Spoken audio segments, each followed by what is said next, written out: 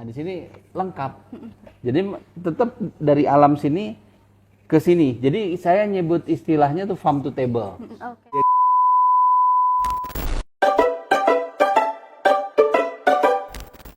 Assalamualaikum warahmatullahi wabarakatuh. Halo teman-teman pendengar semua. Balik lagi di episode spesial podcast Jurnalis 1 bareng aku Nadia. Nah, di hari yang cerah ini kita bakal ngobrol seru tentang tempat yang lagi hits di Bogor, yaitu Joey Kitchen Farm and Restaurant. Bersama aku ada Bapak Riki selaku owner. Baik, gimana nih Pak kabarnya hari ini? Alhamdulillah, baik. Alhamdulillah, oke. Jadi Joey ini merupakan sebuah tempat kuliner sekaligus wisata edukasi, betul ya Pak ya? Betul, betul. Oke, mungkin bisa diceritain nih Pak, kapan sih berdirinya Joey dan kenapa alasan Bapak mendirikan tempat ini gitu Pak? Oke. Jadi ada sejarahnya. Sejarahnya kebetulan secara turun-menurun dari kakek, ada orang tua saya semua punya kebun di area sini lah. Daerah Ciapus dulunya. Jadi saya dari kecil udah biasa diajak ke kebun. Jadi kita main di kebun, menanam pohon di kebun, kita panen juga di kebun. Jadi dalam sejarahnya saya udah biasa di kebun. Kebetulan orang tua kami juga dari kehutanan, jadi udah biasa kita main di daerah-daerah alam seperti ini gitu. Nah, background itulah yang membuat saya tertarik untuk membangun wisata kuliner. Artinya bagaimana membangun agribisnis dan juga sebagai pejuang ekosistem yang bagus, kita harus ciptakan di sini. Bagaimana di sini semua saya coba bergaya organik ya, dan juga nuansa-nuansa alami itu kita ciptakan. Berarti dari memang pengalaman pribadi ya Pak, memang yang Ya, awalnya pengalaman suka pribadi berkebun, dan kayak gitu. keluarga. Sehingga memang saya ingin sekali bagaimana mengelola lingkungan hijau itu lebih baik lagi. Kira-kira dari tahun berapa nih Pak Joey ini udah berjalan? Jadi kalau ngelihat tadi histori lagi, saya sudah di sini udah hampir 10 tahun dari 2014. Jadi mulai bertahap kita ngebangun sampai sekarang. Jadi bukan sekaligus langsung jadi begini. Jadi tetap kita penataan mulai dari kebun-kebunnya dulu. Pertama kali kita mengelola sayuran organik, ya sayuran organik. Lalu kita berpindah ke peternakan kambing. Waktu itu kita piara kambing dan juga ikan. Lalu kita masuk ke perkebunan, nanam durian, dan terakhir kita kelola untuk restonya ini. Jadi setelah kita melengkapi semua penataan di kebunnya ini, bagaimana ekosistem itu bisa terjadi? Artinya gini. Apa yang kita berikan pupuk itu hasil dari kambing misalkan. Apa yang kita kasih dari sayuran itu pupuknya juga dari kambing sendiri. Jadi semua berputar gitu. Iya. Jadi ekosistem itu tercipta, bukan hanya kejadian kita membuat ini, tapi dari alam kembali ke alam. Jadi memang dari hasil kebunnya pun bisa untuk restonya. Betul, dan termasuk sayuran organik kita pun itu diciptakan dengan alami tanpa pestisida. Jadi betul-betul sayuran-sayuran yang benar-benar berkualitas, sehat, bergizi, dan mengandung vitamin dan mineral yang tinggi. Bukan hanya sekedar kita mengandung pestisida. Jadi betul-betul kita back to nature lah. Berarti memang sistemnya juga dari kita untuk kita gitu ya Pak? Betul, ya? jadi dari alam kembali ke Dari alam alam, sebetulnya. Jadi semua yang diciptakan juga kayak sayuran, ada sisa tetap dimakannya sama peternak juga kan, sama ikan, sama kambing, dan kita ada beberapa unggas-unggas juga makan juga yang sama, sehingga semuanya berputar gitu. Semua kotoran-kotoran dari ternak, baik itu kambing atau ayam, bisa kita pakai juga jadi pupuk. Jadi dia balik lagi gitu. Jadi menarik banget nih ya teman-teman. Dan kenapa sih Bapak terpikirkan dengan konsep yang seperti itu gitu? Kenapa mungkin banyak sekarang tuh resto family yang konsepnya family, tapi Joey ini beda dari yang lain dan ada untuk berkebunnya juga, itu kira-kira kenapa? Jadi kita bukan hanya sekedar berbisnis ya. Bisnis itu bagian daripada akhir yang kita jalankan. Yang di awal itu yang kita ciptakan adalah bagaimana suasana alami itu ada. Makanya di sini semua kalau anak-anak untuk belajar edukasi beda dengan anak-anak dulu yang sekarang kan mau nanam di mana? Iya, betul. Dia belajar menanam, mereka mengetahui bahwa sayuran itu adanya lahir dari mana, bagaimana ternak itu dipelihara bisa jadi banyak, seperti ayam, mulai dari bertelur kita beranakan lagi, sampai akhirnya bertelur lagi, termasuk juga di kambing begitu. Karena itu meregenerasi, membuat alam itu menjadi hidup. Termasuk kita dalam menanam pohon-pohon juga. Di sini kita ada perkebunan durian. Itu ditanam, saya dari bibit, bukan beli yang udah tiba-tiba jadi. Jadi bagaimana rasa kepuasan juga ini betul-betul ditanam di daerah Taman Sari ini, menunjukkan bahwa kita menjadi wisata edukasi dan wisata kuliner. Karena yang ditemakan orang-orang bisa merasakan di sini bagaimana suasana alam yang masih asri, suasananya tenang, udaranya segar, dan yang lebih utama di sini tidak ada aircon, tidak ada AC. Di mana orang-orang sekarang yang biasa hidup sehari-hari dengan AC, di sini akan menghirup udara yang benar-benar segar, yang asri, yang udaranya bersih, tanpa polusi. Dan di sini benar-benar suasana alam. Berkeliling daripada di resto aja sini, sekeliling coba lihat, hijau betul, semua. Dan saya pun ngerasain memang nggak ngelihat ada AC atau kipas, tapi suasananya sejuk gitu Pak. Betul, itulah yang kayak kita ciptakan di sini. Cuman tetap, kenapa tadi pertanyaannya? Kita diferensiasinya adalah dengan farm. Tapi farm seperti apa? Yang tadi saya bilang, saya menciptakan ekosistem hijau lah, green environment yang benar-benar kita ciptakan dari alam kembali ke alam. Itu yang mungkin yang kita tawarkan kepada adik-adik sekalian yang ingin belajar, ingin mengetahui bagaimana kita bisa menciptakan suasana seperti itu di sini. Jadi sebenarnya pembedanya adalah itu ya Pak tadi dengan betul. Yang lainnya kayak betul. Gitu. Karena kalau nyari sekarang perkebunan durian yang tidak jauh dari Kota Bogor di mana? Rata-rata perkebunan durian itu jauh kan?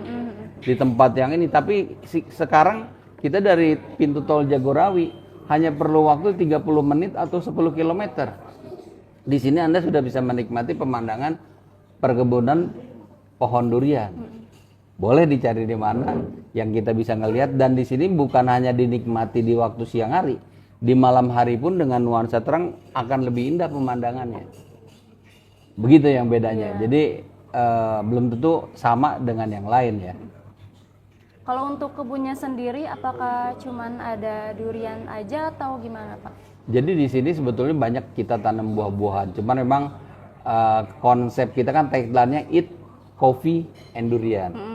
Jadi memang di Eat Coffee and Durian kita menegaskan duriannya. Durian ini sebagai diferensiasi juga. Kalau Eat Coffee mungkin makanan semua sama ya. Di sana goreng ayam, di sini goreng ayam. Di sana sop buntut, di sini juga sop buntut. Di sana mungkin ada sate, di sini juga ada sate. Di sana ada ikan, di sini ada ikan. Cuman beberapa hal di foodnya membedakan adalah makanan Nusantara kita yang pasti lebih enak. Nah, yang kedua di kopi. Kopi kita bukan kopi yang biasa-biasa gitu. Kopi kita di sini ada yang manual brew, yang artinya kopi-kopi pilihan yang dari daerah seluruh Indonesia asalnya. Ada yang dari Gayo, ada yang dari Lampung, ada dari Jawa Barat, ada dari Jawa Timur, ada dari Bali, ada Flores, ada Toraja. Semua lengkap sehingga customer bisa memilih langsung ingin merasakan kopi-kopi asli dari Indonesia. Yang kedua juga kita juga punya kopi blending dari Common Ground yang memang udah punya nama terkenal di kafe-kafe kopi terkenal di Jakarta. Dan yang terakhir tagline kita durian. Kenapa durian itu? Karena suatu saat apa yang kita tanam ini sudah hampir 5 tahun lebih. Insya Allah kita akan panen durian sehingga customer-customer di sini menikmati langsung durian dari kebun, langsung kita bisa petik, kita bisa makan langsung di sini. Jadi melengkapi semua dengan tagline tadi, eat coffee and durian. Dan durian sendiri juga bukan hanya kita menjual nanti buah, tapi apa yang kita membedakan di tempat lain, kita di sini punya pastry atau kue-kue yang durian diolah lagi. Jadi apa yang tidak termakan di durian kita olah lagi juga. Jadi daging-daging durian itu kita olah jadi krim untuk kue-kue kita. Jadi salah satunya kita pastry durian terkenal, terus kita juga bisa bikin jus durian, es durian. Udah lengkap. Jadi turunannya banyak sekali dan itulah yang jadi membedakan kita bahwa kita adalah eat coffee and durian. Termasuk yang tadi salah satu di restonya kita ada di lingkungan farm. Begitu, Mbak. Kalau untuk pengunjungnya sendiri rata-rata dari kalangan apa tuh Pak yang biasa? Ya, yang ini yang membedakan kita dengan resto yang lain juga. Yang utama kalau di tempat farm seperti ini udah pasti resto keluarga. Karena di sini tempat anak-anak untuk bisa menikmati, bermain, juga dia beredukasi bagaimana di sini proses penanaman sayur, peternakan, perikanan, di mana teman-teman adik-adik juga bisa ngelihat di sini mini zoo kita ya. Di sini kita ada bagaimana melihara ayam, melihara bebek, berbagai jenis unggas, burung. Nah, itu semua mereka bisa melihat proses-proses kasih makannya dan sebagainya. Sehingga anak-anak jadi betah juga, orang tua bisa menikmati kenyamanan di sini, anak-anak pada edukasi. Dan menonjol di sini juga, selain itu kita ada fun and games. Jadi kita punya ATV, di mana bisa dipakai sama anak untuk keliling menikmati pohon durian di sini. Jadi keliling lewat pohon-pohon durian dengan ATV, mereka akan senang. Termasuk games di sini kita ada panahan, ada adventure juga. Jadi silakan nih keluarga mau jalan-jalan di sini kan di area pegunungan ya. Kaki Gunung Salak bisa main ke hutan pinus, bisa main ke sungai. Di sini lengkap sekali dan betul-betul alami. Fresh semua.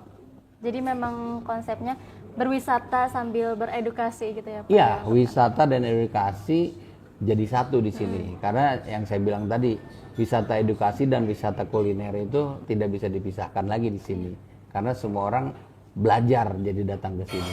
Oke. Aku interest banget sama yang tadi Bapak kata, ada mini zoo, panahan, ATV kayak gitu ya. Kira-kira fasilitas itu semua bisa dinikmati semua atau gimana tuh? Oh, udah pasti itu khususnya apalagi di weekend orang anak-anak itu pada senang semua di sini. Mereka bisa ngasih makan binatang-binatang, mereka bisa berinteraksi dengan binatang-binatang, mereka juga bisa jalan-jalan pakai ATV keliling kebun, dan semua memang menjadi fasilitas dan bagian daripada di Joy Kitchen ini. Oke, jadi memang yang menarik perhatian untuk anak-anak tuh itu gitu ya Pak ya? Betul, jadi semua baik itu anak-anak maupun orang tua semua bisa menikmati daripada kepenatan, kecapean seminggu bekerja di kota, ke sini betul-betul recharge and refresh gitu.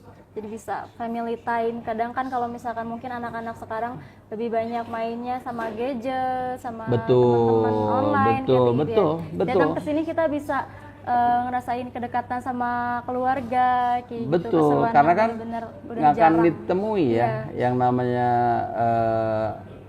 gimana kita menanam sayur, bagaimana kita ngasih makan binatang itu udah jarang sekali gitu. Oke, kalau untuk restonya sendiri nih, kira-kira menu yang memang rekomendasi atau yang banyak itu dicari apa tuh Pak? Jadi sebetulnya kalau menu keunggulannya di sini tetap menu Nusantara. Oke. Jadi menu-menu Nusantara dan fusion ya. Tapi menu Nusantara itu yang betul-betul touch-nya beda karena kita kitchen-nya juga pakai standar kitchen yang baik, chef-nya juga kita chef-chef pilihan, termasuk cook-cooknya juga, sehingga hasil yang didapatkan itu berbeda gitu. Dimana di sini rasa terus juga taste-nya bener-bener rasa daripada Joy Kitchen yang belum tentu bisa didapat di tempat lain. Karena mungkin sama-sama sate, sama-sama ayam goreng, sama-sama ikan bakar, tapi rasanya khas Joy Kitchen berbeda. Di samping itu juga kita banyak barang-barang fusion untuk yang hanya sekedar relax, ada roti bakar, ada juga kita bisa menikmati bakso, bisa juga mau yang ringan, mau yang berat, semua rata-rata dari sini. Contoh misalkan kita di sini nanam pisang tanduk, kita nanam juga singkong, semua itu jadi light meal di sini. Bisa dibikin pisang goreng, bisa juga kita ketela pohon itu model Thailand. Nah di sini lengkap. Jadi tetap dari alam sini ke sini. Jadi saya nyebut istilahnya tuh farm to table. Jadi sayuran-sayuran yang kita hasilkan itu ya dipakai di sini. Contoh misalkan di sini ada brokoli, garlic. Itu makanan brokolinya dari kebun kita sendiri. Jadi semua from farm to table. Nah, itu melengkapi kita, termasuk daging kambing juga karena kita punya peternakan kambing di sini. Begitu loh Mbak. Jadi yang tadi saya bilang ekosistem itu kita menciptakan makanannya juga. Bagaimana kita bisa menghasilkan sebanyak mungkin sendiri, termasuk bumbu-bumbu loh ya. Kayak jahe, lengkoas, sereh gitu. Bumbu-bumbu itu kita hasilkan sendiri. Jadi memang bahan-bahan yang didapat pun udah pasti dari alam dan memang dengan kualitas yang bagus gitu ya Pak? Betul, organik yang utama. Jadi kita nanam-nanam sini nggak pakai pupuk-pupuk yang aneh-aneh deh. Pokoknya yang dari alam kembali ke alam. Oke, kalau misalkan lokasinya sendiri nih Pak, ini gimana nih, kira-kira bisa dijangkau dengan mudah kah? Kira-kira berapa jarak tempuh kalau misalkan teman-teman ada yang mau datang nih? Sekarang ini memang kita masih ada sisa jalan yang belum begitu bagus, sekitar 100 meteran lah. Tapi kalau kita dari teman-teman atau keluarga-keluarga yang datang dari Jakarta ke sini, rata-rata itu 10 kilo dari pintu tol sampai ke sini nggak terlalu jauh. Malah cuman bisa dicapai 30 menit dibanding kita pergi ke puncak ataupun ke area Sentul yang tentu lebih macet dan lebih jauh. Di sini lebih dekat. Kalau dari Bogor kita keluar pintu tol, ngikutin jalan yang sudah kita kasih petunjuknya dan sangat mudah. Dan sini bisa ngelihat ada Taman Sari, kan ada danau Taman Sari. Orang-orang bisa ngelihat danau kayak apa sih? Kan udah jarang orang ngelihat danau. Terus juga langsung di sini langsung ditampilkan pohon-pohon yang masih tinggi-tinggi, rimbun, hijau, yang mungkin bisa dirasakan cuma di sini. Kalau kita nyari di Bogor ada cuma Kebon Raya kan. Iya, betul. Kalau ini real gunung gitu, kaki Gunung Salak. Jadi untuk menuju ke sini juga banyak wisata pendukung yang bisa kita lalui gitu ya. Banyak sekali di sini. Makanya kita harapannya ke depan bagaimana daerah Taman Sari ini dapat diperkenalkan kepada masyarakat oleh pemerintah daerah, khususnya sebagai tempat wisata yang baru, pilihan wisata yang baru gitu. Selain Puncak dan Sentul dan Kota Bogor untuk pusat kuliner gitu. Oke, kalau dari tadi kita bahas terus Joey, kira-kira ada filosofis tersendirinya gak sih kenapa nama ini tuh Joey Kitchen Farm and Resto? Oh ya, gitu? Kebetulan Joey itu nama anak saya sendiri. Jadi karena nama anak saya Joey, paling gampang milih nama anak gitu. Jadi nggak usah susah-susah mikir nama siapa-siapa. Kalau pakai nama orang lain kan jadi bingung kita. Gitu. Iya betul. Jadi nama anak saya Joey sehingga dipakai di sini sebagai Joey Kitchen Farm and Resto. Unik banget ya teman-teman. Iya, jadi memang integrasi semuanya. Saya nggak bisa pisahin lagi antara farm dan resto karena udah jadi kesatuan. Tadi yang saya bilang konsep farm to table, konsep bagaimana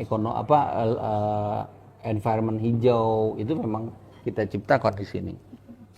Kalau untuk kedepannya sudah ada rencana kira-kira akan dibawa kemana nggak Pak? Ini yang saya ingin perkenalkan lagi kepada masyarakat, umumnya customer bahwa kita menciptakan ini berbeda dengan yang lain. Orang lain mungkin memakai konsep tradisional, kalau kita konsep industrial. Jadi dengan konsep industrial ini, di sini kita bisa mengadakan berbagai macam event. Ya, jadi event-event itu, contoh kita di sini hampir setiap malam minggu menyanyikan live band dan spesifik musik kita ke klasik rock.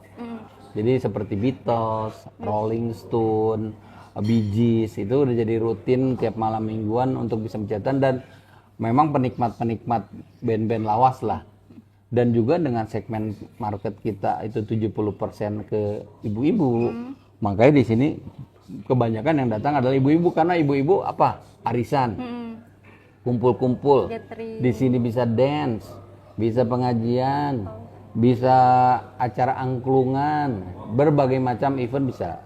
Makanya target saya ke depan itu bagaimana event-event di sini lebih ramai lagi. Karena kita bisa dipakai corporate juga untuk meeting, halal bihalal, atau sekedar makan-makan. Dan ini memang menjadi target market kita ke depan. Event-event akan lebih banyak lagi, termasuk yang paling ini adalah wedding. Oke. Di sini termasuk wedding itu bisa foto-fotonya juga di pendopo, untuk foto-foto pre-wedding bisa banyak spot-spot foto lah di sini, sehingga sangat cocok sekali untuk ngadain wedding dengan kapasitas 200 sampai 300 orang lah di sini. Mungkin tadi Bapak bilang target pasarnya lebih banyak pada ibu-ibu dan family. Ya. Cuman kalau misalkan balik lagi kepada situasi kita yang apalagi industri pariwisata saat ini gitu Pak, kira-kira berpengaruh nggak sih Pak kepada target? Sangat berpengaruh ya, dengan sekarang daya beli turun dan juga ekonomi global yang seperti kita tahu sangat berpengaruh, sehingga kita yang main di mid low untuk segmen mid ke bawah gitu menurun sekarang ini. Keluarga-keluarga yang menjalankan liburannya atau sekedar bersantai di weekend itu juga menurun jauh. Harapannya mudah-mudahan dengan cepat situasi ekonomi, daya belinya menaik lagi, ekonomi globalnya juga membaik lagi, sehingga semua bisa menikmati lagi keindahan alam yang ada di Taman Sari ini. Oke, mungkin tentu itu harapan untuk kita semua ya Pak ya. Iya, betul. Oke, baik. Seru banget nih Pak ngobrol sama Iya. Bapak, dan untuk aku ini sangat berkesan, dan bahwa apa ya, ternyata resto tuh nggak cuman gitu-gitu aja, bisa ngelakuin Betul. hal lain juga, dan itu yang bikin menarik banget. Oke. Dan kalau misalkan untuk teman-teman yang tertarik ingin datang ataupun kepoin Instagramnya, jangan lupa untuk cek sosial medianya Joey Kitchen, ada Iya. ya Pak ya? Follow Joey Kitchen. Di @joeykitchen. Oke, terima kasih banyak Bapak Terima atas kasih. harinya, Terima atas kasih, Mbak kesempatannya, Nadia. sama-sama. Dan terima kasih juga kepada teman-teman semua yang sudah menyaksikan podcast ini. Aku tutup, terima kasih, selamat menyaksikan kembali siaran lainnya, dan jangan lupa kembali lagi di episode spesial lainnya. Oke, terima kasih.